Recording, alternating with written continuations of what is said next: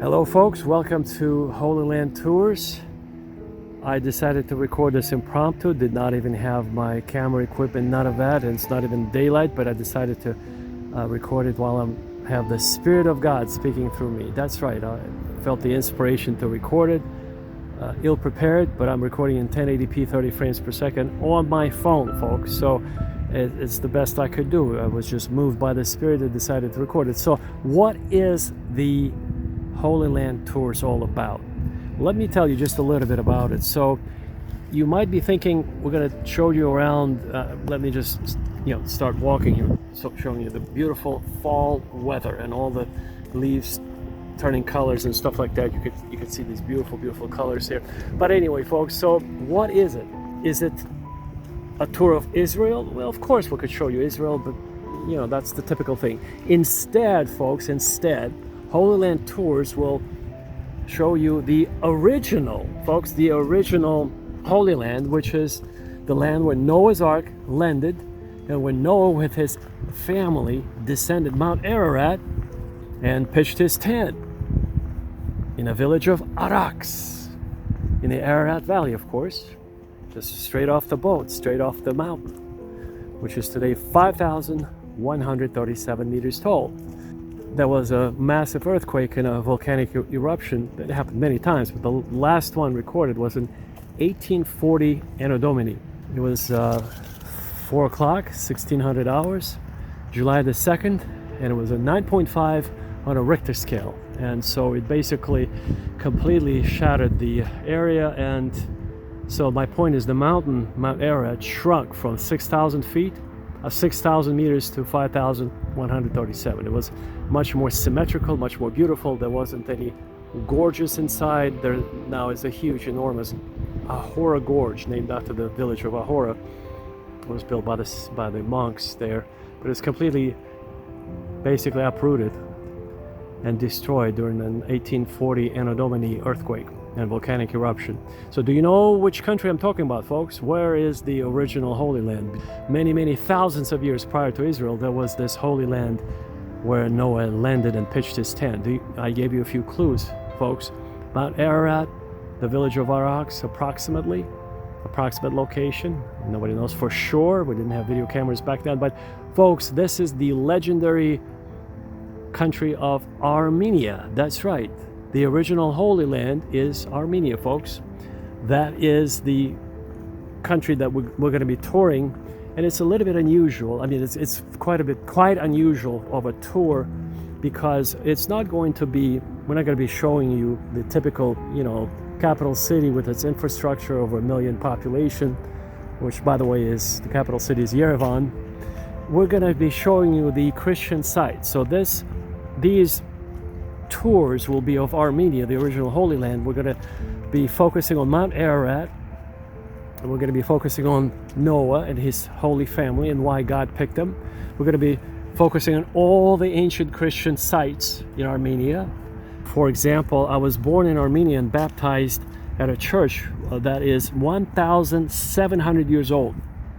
That's right, it's a 1,700-year-old church in a town called Echmiadzin, or the cathedral is called Echmiadzin in Armenian, which means in English, the descent of the only begotten Son. Just like in Greek, it's monogenes, if you speak a little bit of Greek.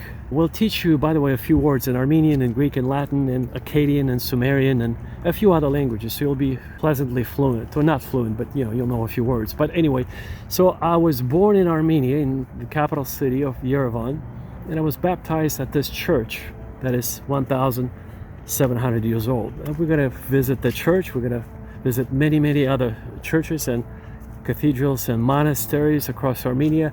And this is essentially a tour, it could be a group tour, it could be a private tour, for the most devout Christians on planet Earth. So my brothers and sisters, I'm actually addressing you. If you're a Christian, I'm addressing 2.6 billion Christians on planet Earth. That's right, there are 2.6 billion Christians and 2.1 billion Muslims at this point on planet Earth. So I'm addressing all of the Christians who want to come to the original Holy Land to see Noah's Ark, or the mountain where it's at, and to see this incredible cathedral where I was baptized, that actually marks the spot where the world's first nation that adopted Christianity was. That's right, Armenia is the world's first nation that adopted Christianity. And so try to realize this, folks, that Armenia is a hidden gem. And it was hidden because we live in the end times, and this is why it's becoming possible for me to record this and to give you the first-hand account of what it's like to be in Armenia, to live in this magical land, and to be walking in the footsteps of Noah himself. And you might say, well, what's so special about Saint Noah, or Papa Noah, as we call him? Well, because you see, we're all direct descendants of Noah. We, as Armenians, who live in the country of Armenia, and so it's the rest of the population on the face of the earth. Remember, he repopulated planet Earth per God's decision when God decided to destroy the earth because it was evil and defective DNA, kind of like what we're experiencing today, lots of evil in the world. And that's why Christ even compared this time to everything will be just like in the days of Noah. People will be, getting married and being given into marriage and so on and so forth. So the point, folks, is the reason why God picked Noah is because of his kindness. It's not because he was a righteous man, but the first entry, the threshold, the doorstep into God's realm is kindness. Kindness is a sister of love. Love is something most people cannot understand very well, especially agape love. Agape love is a distinct type of love. Agape is a biblical term of Greek origin. Agape, if I were to translate it from Greek into English, would be the perfect, unconditional, divine love of God that surpasses all human understanding. No human being could truly understand this glue that holds everything together in our universe. That is agape love. That emanates from God. That is part of God's frequency. And in order to understand God, we need to get on his frequency. And we have a special methodology or routine that will help you with. For example, when you wake up in the morning, you don't turn on your news, or you don't use your gadgets or phones or computers. You go to your prayer closet, your prayer rug, or your prayer room, or your prayer spot, and even in the kitchen, as long as you're not distracted by the news or all the gadgets, electronics, And what we highly recommend is you have a glass of water that's been marinating in the refrigerator. You pull it out because it's not good to be drinking cold water, but it has to be refrigerated to minimize the bacteria and stuff like that. And maybe 3 slices of lemon. Look at this beautiful, beautiful God's creation. The fall is here. And so you drink that water, you say your prayers, you meditate over your glass of water, because that's highly recommended. You'll be perpetuating your positive thoughts, and your connection with God will remain in the water that you'll be drinking. And because we're 80% water, you'll be drinking the presence of God. It's a mystical, mythical, spiritual tradition, and I highly recommend you do that. This is how you start your every single day. And after you drink the water, you don't lay down, you stay vertical. You have to be vertical for up to half an hour, let the water be absorbed. There's a certain valve that opens and closes in your digestive tract, and you have to remain vertical. You'll live to be 150 if you only eat organic food and salads and nuts and no synthetic or processed food. And then after you say your meditation, you go for a walk. If you have a dog, you take your dog for a walk, stuff like that, and you say hello to the rest of your family if you have if you have your spouse, your children, grandchildren, stuff like that. So this is the routine that will make sure that you will be on the frequency of God. You will transition, and we'll show you, we'll teach you how you basically put your left hand on the tree, and then you essentially meditate to the frequency of the tree, because it's alive. It cannot send you email, but it is alive. It's a life form. And then from the tree you essentially transition to meditate on the frequency of God. And why I use such a scientific language? Because if Jesus was around today, he would use the same language. It's more scientific. Hell is a real place that is located at the center of what we call Milky Way galaxy. Every spiral galaxy has hell at its center.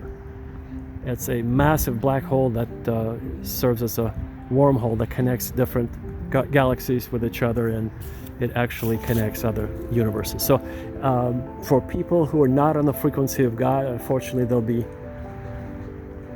dispatched and sent to the black hole, which is located at the center of the Milky Way galaxy. And so back to our tours, folks. So this is it's really unique. It's not really about seeing the infrastructure in Armenia at the original Holy Land. It's about the communion.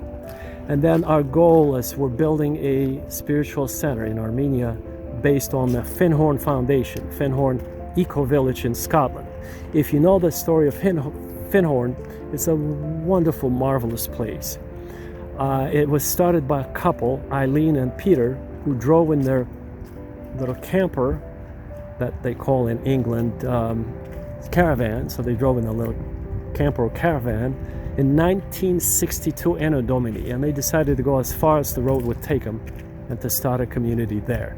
So when the road ended at Findhorn Bay, it's the farthest tip of Scotland, folks. You can't drive any further.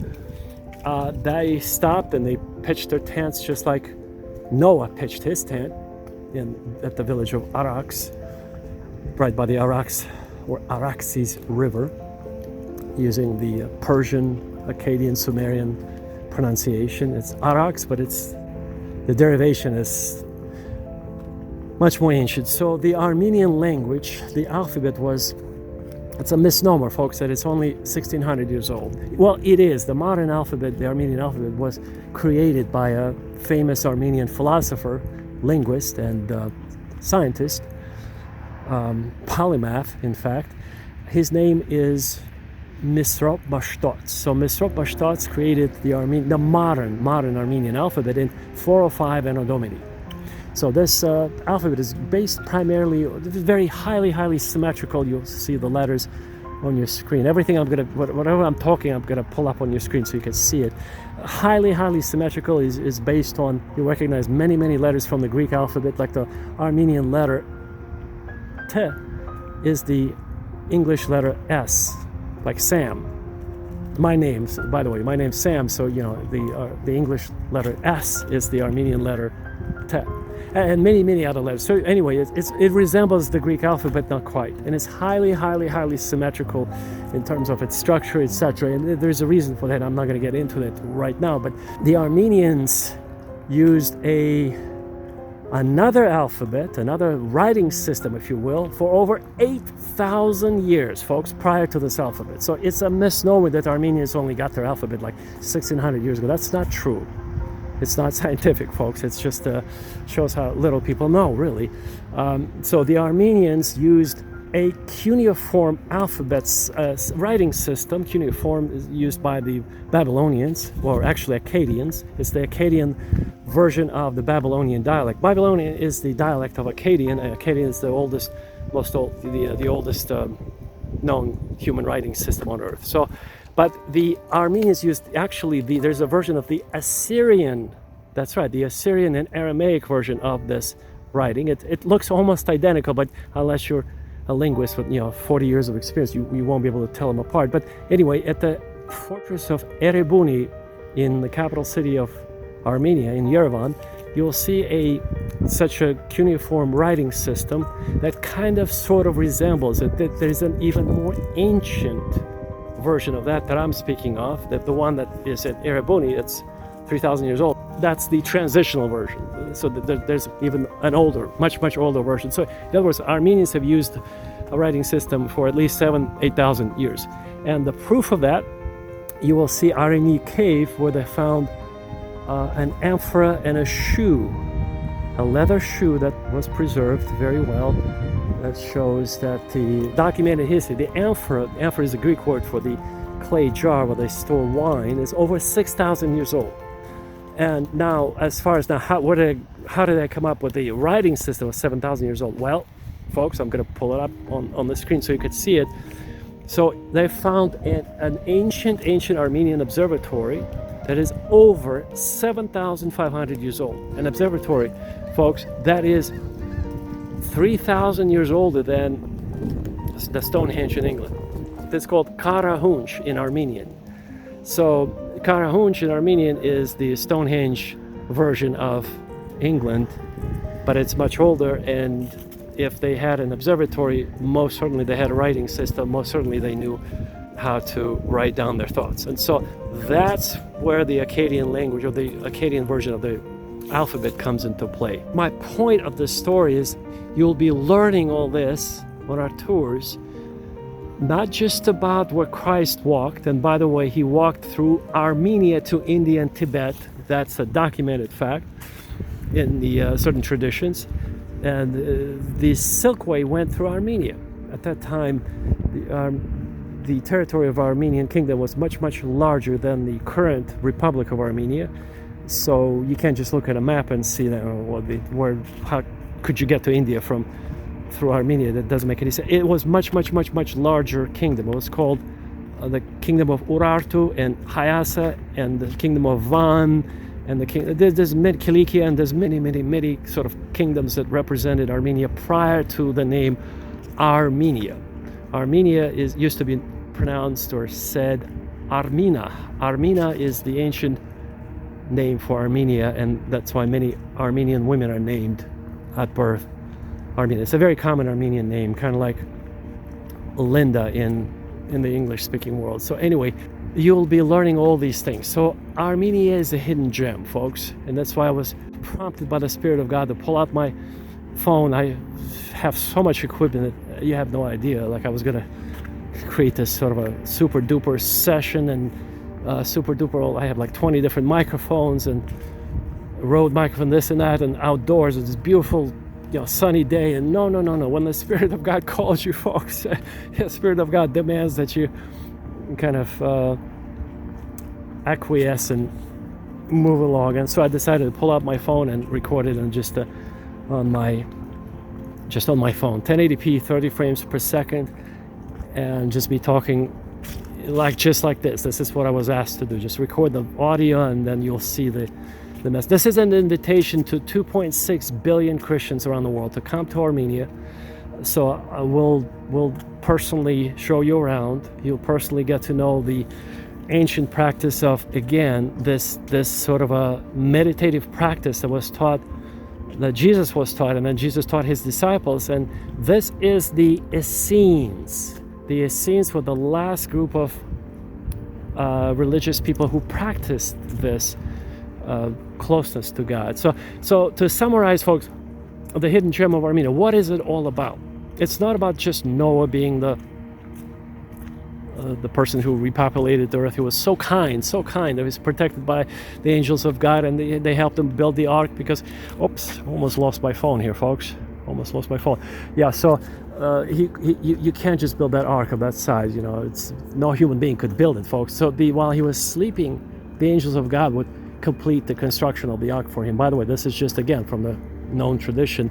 He could not have finished that ark on his own. That's just not humanly, not even possible. It's just not physically possible. So the angels of God miraculously helped him build the ark, and they were protecting him in every step of the way. And so they do the same for you and your family.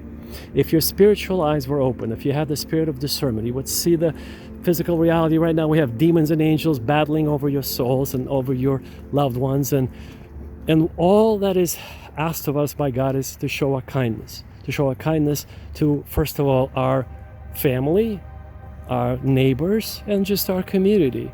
And I'm not even talking about agape love, this highest form of divine love, folks. It's just kindness. If you see somebody needs something, just come up to them and say, hey, how's it going? Is everything okay?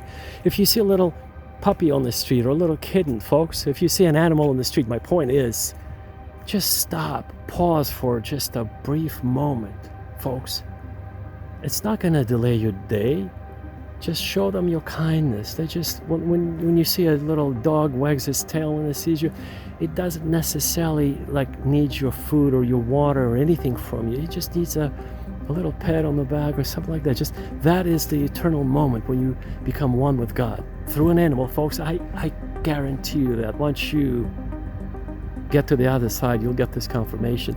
These are the moments that God presents you with for you to show your kindness. These are the moments when we shine as God's children, as God's supposedly, kind creations, His sparks, His revelations in this physical world that is usually full of evil, and so we are the ones who are supposed to cancel that evil. And we are supposed to be kind to every animal, every human being, every, of course, church member, everything, everyone, every even blade of grass. And by the way, folks, I have my watch. I highly recommend you do the same, folks. You basically, if you have a watch, you go on walks, it will keep track of your steps, and it's usually set by default to 6,000 steps, but I usually go for 35,000 steps, 7 or 8 miles every day. It's very, very good for you. It's fresh air and it keeps you good condition. So the idea, folks, is to constantly show kindness. Constantly try to be kind, no matter what. This is our nature. This is what distinguishes us, separates us from the world. We are in this world, folks, but we're not of this world. And the Spirit of God is within us. And if we have the Spirit of God, I'm sharing with you what I know in all humility. So everything I know, I share with you. And you will, by the Spirit of God, you will accept it if you're a Christian or if you're just a spiritual person. Even if you're a Muslim, you will hear that we all are trying to find the closest path to God. Even if you are into the Vedic tradition, if you only read Bhagavad Gita and you sing the Hare Krishna mantras every day, you are on the same path. We're all brothers and sisters, folks. This is the whole point of this message. We're far, far beyond the traditional sort of a building or a church that's usually comprised of a building in the minds of many people. No, folks. Church, the English word for church, comes from a Greek word ekklesia. And ekklesia, it has two meanings. The original is a political position, like a senator. It's got a political meaning for being an elite group of people that have been it means called out from the masses. I don't want to use that ugly word for the masses, but yeah, from the masses. You're an elite group. You're an elite circle. But in the church, religious context, it simply means an assembly, a gathering of like-minded spiritual people. That's all that means, folks. So church, or ekklesia in Greek, that simply means a special group of people and an assembly or gathering of special group of people. That's all that means, folks. It doesn't mean a building. And so the church today, we're just going to focus on the positive, folks. Our goal is to help each other in any way, shape, or form. Usually with just a smile, we're just saying, how are you? Do you need anything? And that's it. That's just where the story ends. There's nothing else beyond that. And of course, prayer, supplication, fasting, all that. Yes. But the point is, it's not a building. It's not your tithing. It's not your typical sort of a orientation, like you say, oh, I went to church on every holiday this year. No. What good does it do, folks, if you don't stop for that little tiny puppy over there? You see a puppy over there, and the puppy comes to you and it wants to be petted, and you don't stop, and your angels who are by your side. They never sleep. They're called those who never sleep, folks. They record all this information that you're evil. You're constantly evil. You just stop by the church to get brownie points. Forgive my English here, my French, by English. You try to get brownie points to get into heaven. You can't do that, folks. You being at church just for the sake of getting those points ain't gonna help you get to heaven, folks. That's not what God is sort of our creator of the universe is asking us to do. The reason why he picked holy Noah is because of his kindness. That is all. Noah was telepathic, fully telepathic. He could heal anybody by just looking at a person. He could wish somebody well. He was that strong in his spirit. He could wish somebody, if somebody was ill, he could sense it. He was hypersensitive about everything. This is our Papa Noah. This is why you coming to Armenia, is to learn these things. If somebody was not well in his family, he could heal them instantly. He was hypersensitive. He could actually transition and teleport his physical body through space and time. There was no language it's before the Tower of Babel incident. There were no language limitations. There was no there were no limits what he could do. And he was, most importantly, folks, he was a child of God. He was what that means, child of God, means super kind. Folks, and if you're super kind, you walk in the Spirit of God. And if you walk in the Spirit of God, you don't have to even worry about those other so-called, quote-unquote, commandments. That has nothing to do with commandments. Because if you walk with God, you're with God. There is no question about, don't do this, don't do that. It's not even for you. You don't even have to concern yourself with those other things. The remaining commandments. The most important sort of if you will, commandment from the heart of God that Jesus left us with is to be on the frequency of God. He said it slightly differently, but today I believe he would use this kind of slightly more scientific language. To be on the frequency of God is to love God and to love your neighbor as yourself. That's it. That's where basically the whole story ends. If you can do that, you will say hello to that little puppy every time you see a little puppy come up to you on the street, or a little kitten, or whatever. See, for me here in this park, there are foxes and coyotes. And normally they don't come up to me, but they come up to me. Do you know why? I will tell you why. Because of my closeness to God. And more specifically, because once you are if you are on the path of being closer to God, you cannot hate animals, because animals, see folks, every animal out there, let me just share with you this little revelation. Every animal out there that comes up to you on the street, it wants to be petted, it wants to be part of your family, it wants for you to sort of like adopt them, if you will. They don't want any food from you, folks. They just want for you, first of all, they want to make sure you're not going to kill them for fur, like all of these, what do you call them, animal breeding, animal breeders, who breed those animals. So anyway, let me just tell you a story about this special fox that I just ran across a couple of years ago. His name is Alfie the fox. He was adopted by Alex and Victoria, so husband and wife. Alex brought him home when he was just a little, I guess, pup or cub. Yeah, he probably was a cub, right? If it's a fox.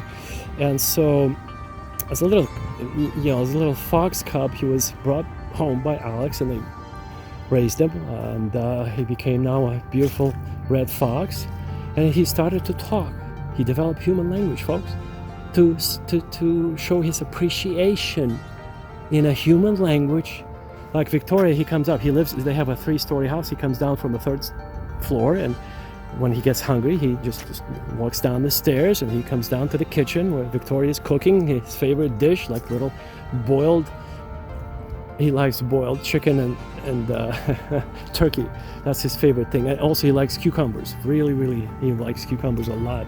So anyway, he developed a speech pattern of a baby. That's right. His speech pattern is of a little tiny human toddler. I mean, not exactly, folks, but you know how the little parrots, how they imitate the human speech. And so Alfie the fox, you can see him on YouTube. I mean, he has 43 or 93 or something like 203 million views on his YouTube channel. Just type in Alfie the fox, you'll see it. I forget, is it 43 million views or 93 million views or something like that, some astronomical. He is very popular. Why? Because people need kindness, and he projects kindness. I mean, she projects kindness. Victoria projects kindness because she films them every single morning, and many children around the world, you know, millions of people who watch him all the time. Children grow up on watching kindness being done to animals, and Alf the Fox responds to that. My point is, folks, let me just share with you why I even bring this up, because unfortunately today people are so calloused. The hearts are so callous, they cannot even feel this. They're so calloused. And if you want to test your level of kindness, like are you kind or not, you watch Alf the Fox. And if it begins to irritate you, that means you have some issues with kindness. You're not there, not even close.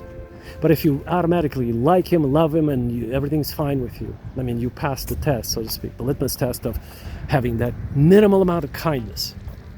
But you know, folks, it's so sad. Many people who watch it, not those who leave positive comments, but I'm just saying there's still so many people that don't have that kind of kindness. They say ugly things about Alfie and the fact that it's, you know, this and that. They don't understand that this is kindness.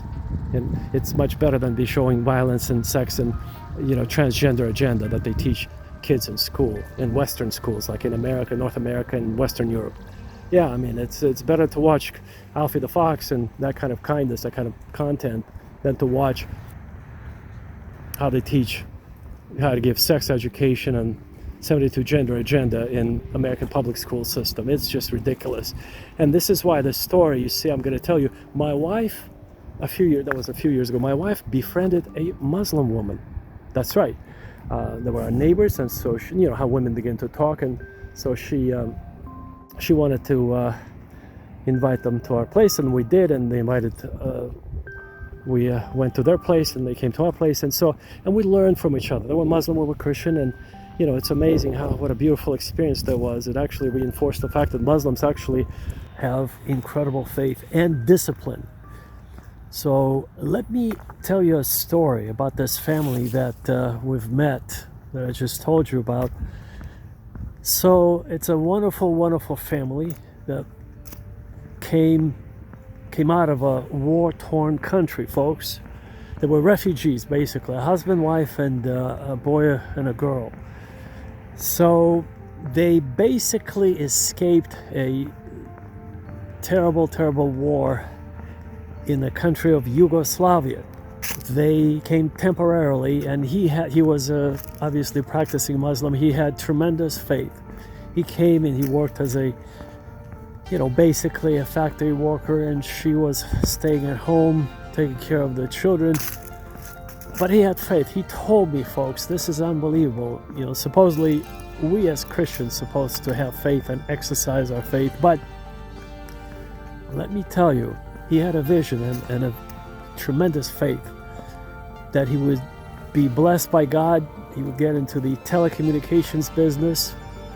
He even invited me along, but I politely refused. I didn't believe in his vision at the time, but sure enough, he had such strong faith that he was blessed by God. Within a few months, he quit his job. He was full-time in the telecom business, and I believe he got into millions of dollars because within the 6-month period, they invited us to their new house that they bought with cash, by the way, because they have Sharia law that they don't believe in borrowing with interest. They use riba-free loans, folks. This is something that most people in the West don't know.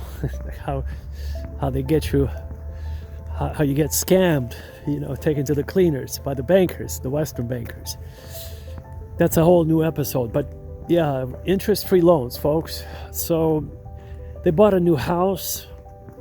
He bought brand new SUVs. And guess what happened next, folks? God continued to bless him. And they decided to move back to their home country, Yugoslavia, or actually it was Bosnia and Herzegovina. So he built a castle there, and he, continued to be blessed by God. So this is an example of a real family, real person that happened to practice Islam. So I've we ought to be curious enough, folks, to learn from other people. What I learned from him was incredible discipline.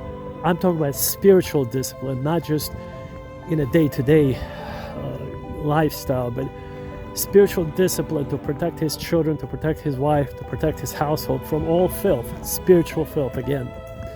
And this is something that the Christians are lacking.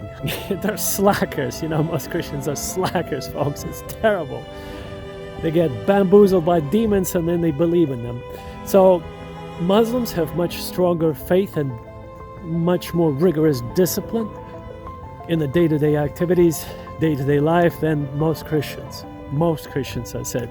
Especially in the West. Christians in the West are like, oh my God, don't even get me started, folks. So anyway, so that's my story, folks. Muslims have, at least this family had tremendous faith. It was a wonderful, wonderful family, wonderful couple. They were after the same things, getting closer to God, seeking peace, tranquility, balance, harmony, all those things, folks. So why am I telling you this story, folks? Because I'm an ambassador for Armenia. So I invite both Christians and Muslims and people who believe other faiths, as long as we're traditionally on the same wavelength. Of course, we welcome, first of all, the Christians, our brothers and sisters, but I would like to welcome Muslims and people who believe in the Vedic traditions, people who read Bhagavad Gita and read the mantras every few hours, We welcome anyone. Come visit Armenia. You're going to love it. We'll take you to the most ancient sites. You'll see Mount Ararat, Noah's Ark, if you wish, if you could climb the mountain. If you're not scared of the lightning bolts hitting the mountain every, I would say 200 lightning bolts every 30 seconds. If you want to risk your life, we'll take you along. We'll climb the mountain together, folks. You'll see Mount Ararat. You'll see the Noah's Ark, as it was discovered by Monsieur Navarro.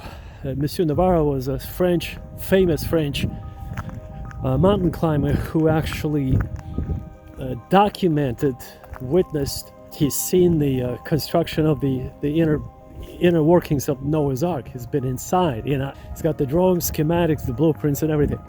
So we're gonna take the same route as this French mountain climber did. If you have the capacity to climb the mountain and be risking your life, we'll take you up there, folks. So if you just want to see ancient sites, we'll take you to the Arni cave. That's a cave where the oldest wine-making operation was discovered. Archaeologists discovered that. It's over 6,000 years old, folks. So I'm kind of repeating myself. Everything is ancient in Armenia. It is. That's RNE1 cave. It's a documented fact. So it's 6,000 years old, folks. And they found an amphora. Amphora, it's a Greek word for clay jar where they stored wine, halfway buried in the ground. They didn't have air conditioning. This is how they used to cool the wine, keep it at constant temperature. Karas is the word in Armenian for amphora, which is just as old as Greek. By the way, we love Greeks because, folks, just to give you an idea, if you ever been to Greece, or if you like Greek food, it's very similar to Armenian food, and sort of, even the dances, the Kochari dance in the circle, it resembles the famous Greek dance. What is it, the Zorba dance? Almost identical, folks. So in baklava and paklava is the difference between the Greek and Armenian dessert. That's also thousands of years old. So there's all kinds of similarity. And so if you want to say to a Greek person, Evcharistopoli, that means thank you very much. It would be Evcharistopoli in Greek. In Armenian, it would be Shat Shnorakalutsun. That one, that's a bad example. I was going to use a combination of expressions that sounds almost identical. But anyway, you get the point, folks. There's a lot of similarities in the culture, in the cuisine, and in the lifestyle, in the how ancient both cultures are. The only difference is Armenia it's a hidden gem where Greeks that have contributed, it's a fact, Greeks have contributed to the, my God, you name it, they have contributed. I mean, it's well known. Armenia was kind of kept secret, if you will. Not secret, I mean, within its own realm it was known, but it didn't impact the world as much as Greece or the Greek culture did in terms of the, well, I mean, Mr. Mashtots did borrow a few points from the Greek alphabet when he created the Armenian alphabet in 405 Anno Domini. But the previous, which I'm going to put up on the screen, you'll see the Armenian alphabet that is 4,000 years, well, it's actually 3,000 years old. Then a 6,000-year-old alphabet, Armenian alphabet, was used by Armenians. It was not the Mr. Mashtots alphabet. It was something that was adopted by Armenians who lived in Greater Armenia. That's the kingdom of Urartu, Hayasa, Beola, this and that, this and this one. So many different kingdoms that kind of coexisted, if you will, folks. And the name Armina is the ancient name of Armenia, and hence the female name for many Armenian women have this name. So anyway, so you'll get to know the Armenian culture. You'll get to see Mount Ararat. This is where Noah landed with his gigantic ark or boat, where all the animals and his family was kept safe for over a year, folks. And then he went down Mount Ararat and settled in the village of Arak, where today is Arak, the famous eternal river of Arak. You'll find it in other sources. I mean, it's called in Arak in Armenian, in English, in Russian, but thousands of years ago, it used to be called Araxes River. It's the source of all life. This is where, folks, when you get settled, you have to find a source of water. That's number one. You can't survive without water, as you know. And so, Holy Noah, or Papa Noah as we call him, he saw this river, which is called Araxes River, Arax, and he got settled there in the village of Arax. And we'll also show you a 12,000-year-old site that was recently, it's a settlement, was recently excavated by accident, was found by accident. Everything is, I tell you, miracles happen all the time, folks. So Dr. Jacob Simonian was sitting at his office in the Institute of Archaeology in Yerevan, Yerevan is capital of Armenia. He was sitting there twiddling his thumbs, meaning doing nothing. Then he got a phone call from an architect. Her name is Tatev. So Tatev calls him, and she says, that's a woman, so she says, Dr. Simonian, we just have a discovery. We don't want to bother you, but why don't you just take a look? We think it's something significant, some kind of a fortress. He said, fortress? Where? She says, well, just on the outskirts of Yerevan.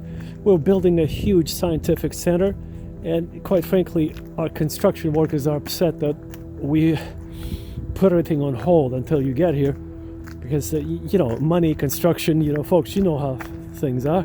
So he immediately rushed over there. He took a look. He almost fainted, because everything points to a Neolithic pre-pottery age 12,000-year-old site, folks. This is the most ancient site in the world.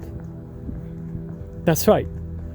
Nothing predates this site in Armenia that was just recently discovered on the outskirts of Yerevan. So Dr. Simonian became famous. This is the true story, and he didn't do it. You see, folks, this happens once in a lifetime. So this man attached his name to this discovery, really, because those construction workers, they cannot attach the name. They're not archaeologists. So he documented everything. They have these stones, folks, that looks like chairs, altars inside this fortress. So it looks like the Erebuni fortress, except a little bit smaller. What was left of it was small. It was probably bigger. It was circular, and it was like a circular settlement. I'm not sure if you could call it a city, but it was a settlement. The people lived there, folks, and they used these scrapers to scrape the skins, the hides of woolly mammoth. Woolly mammoth, those were the prehistoric animals. I'm going to pull them up on the screen so you can see them, folks. 12,000 years ago. This is before the flood, folks. So this is before the times of Noah, folks. So this predates Noah. So this is why I'm telling you, I'm the ambassador of Armenia to the Western world, and I want to invite you to come to Armenia. All these stories I'm telling you are real. Armenia is the original Holy Land by definition. If everything that we discover in Armenia predates Noah, I mean, what more do you want? We have Noah, we have Ararat, we have, Noah's Ark. If you want to risk your life, we'll take you to see it. You're going to see it, folks. And we have this 12,000-year-old site right outside the city limits. So you'll be conveniently driven there. You'll check it out. It's a fortress with some altars, some chairs, and a bunch of obsidian utensils.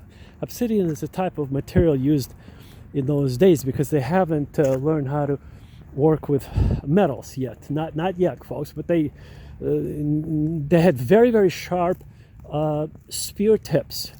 The tips of the spears were very, very sharp, and they looked like modern spear tips, except they were made out of obsidian because they haven't learned how to work with metals yet. 12,000 years old, folks, and they had woolly mammoth, and they were using those scrapers, so they were probably dressed in what we would call today down jackets, but back then they had woolly mammoth jackets, I guess, folks. So anyway, thanks to the discovery, Dr. Jacob Simonian is a famous archaeologist now. Yes, and so it is incredible. It's incredible. You will see it. You're going to love it. And then we're going to invite you, if you want, to join our community. We're building a beautiful Noah's Ark Ecovillage, just like the Findhorn Foundation or Findhorn Village in Scotland. So, which I've already kind of told you a little bit about. So anyway, folks, this is it. This is our goal. I'm the ambassador of Armenia in the Western world. I invite you all. We're going to greet you, meet you, give you a bear hug at the airport. We're going to pick you up at the airport with a huge, enormous, heartfelt bear hug. That's how we greet all of our guests. And we're going to show you around. You're going to love it. You would want to stay. If you want to stay, you'll have a place to stay. It's a Christian community where we have dedicated, devout Christians. And this invitation, by the way, goes out to 2.6 billion Christians around the world and 2.1 billion Muslims around the world, and everybody else who wants to grow spiritually and learn how to walk on water, how to heal the sick, how to cast out demons, and raise the dead, just like Jesus said. I'm going to bring up on the screen the passage so you will see it. It's not just some joke, folks. If Jesus said, I'm going to my Father, I'm going to send you a comforter, and you should be able to do the same things, even greater things that I've done, folks. And if you can't do any of them, what's the point of calling yourself a Christian? We're going to fix that, folks. If you can't do any of those things, I already recorded a couple of videos, training videos, to share with you this methodology, how it's done, folks, so you won't feel kind of out of touch with the Bible. So anyway, this is my story, folks. This is our invitation. We want to welcome you to our wonderful, wonderful community in Armenia. We're going to teach you a few Armenian words. You will be not fluent, but at least you'll know a few words.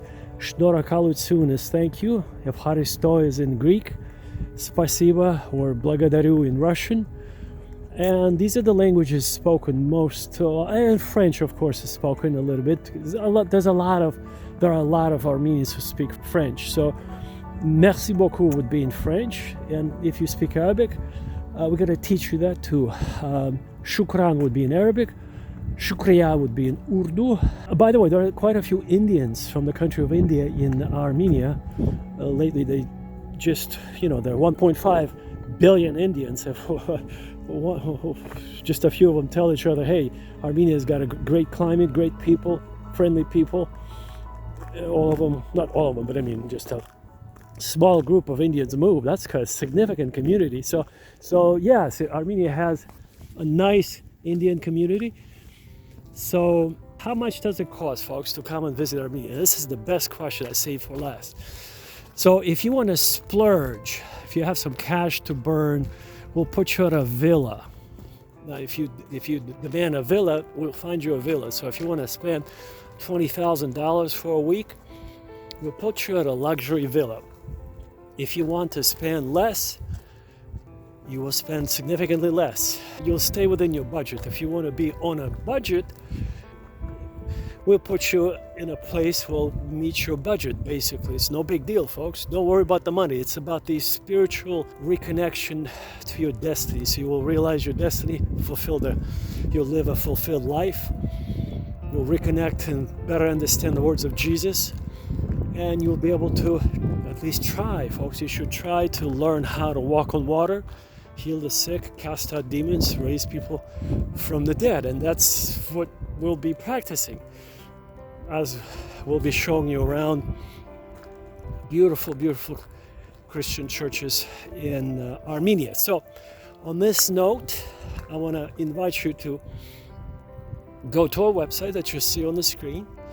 Call us if you have a way of dialing a telephone number internationally. You could call us, text us, let us know when you would like to come to Armenia. We'll book a custom itinerary for you. If you have a large family, we can accommodate your entire family. So don't hesitate. We love you very much with agape love. As I mentioned, agape is a biblical word of Greek origin, which means the highest form of divine love. And we want to share it with you. We want to elevate you to this level.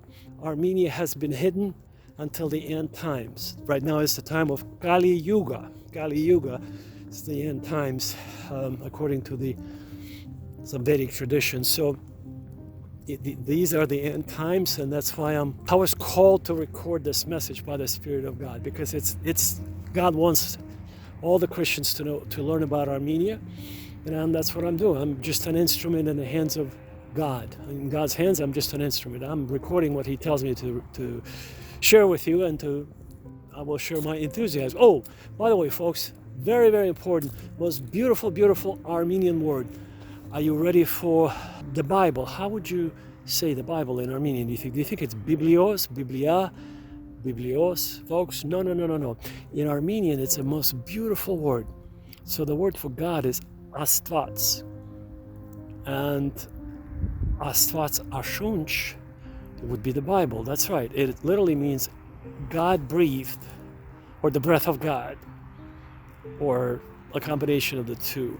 But the point is, folks, in Armenian, it's such an ancient language. Like I mentioned, 7,200 years old. That's the earliest inscriptions that kind of resemble really symbols. They're not really even letters, but at that point, I'm going to pull them up on the screen so you will see them. But anyway, folks, the point is this. Astvats Ashunch is the Bible. And every word in Armenian that we're going to, again, share with you, you're going to know a few key words, very beautiful words in Armenian.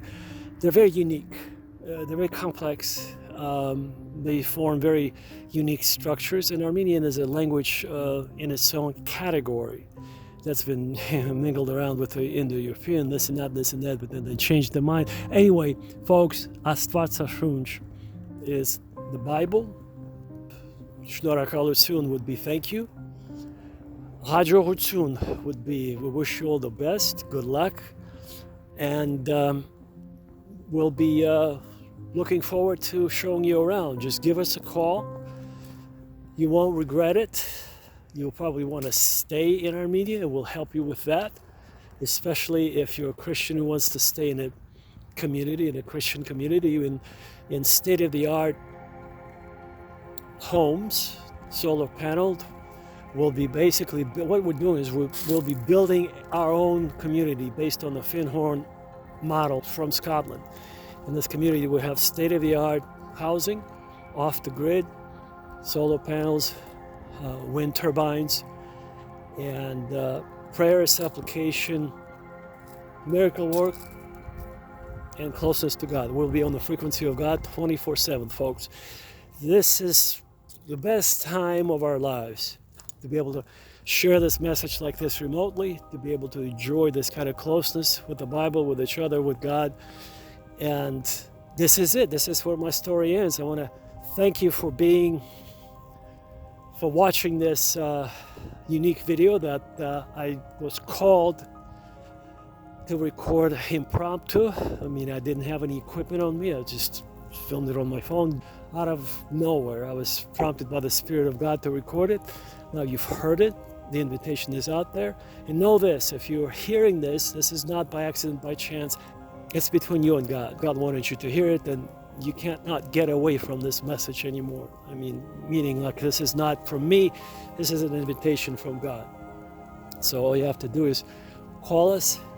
We'll greet you at the airport in Yerevan, the capital of Armenia, show you around, and we'll help you start a brand new life if that's what's going on, especially if you lost a family member, if you lost half of your family, if you lost your entire family, if you're divorced, if you're grieving, if you lost your job, if you this and that, well, we're going to help you sort it out. So reach out to us. We're a close-knit Christian community in the first Christian nation of Armenia. That's right, Armenia was the first nation to adopt Christianity as a state religion.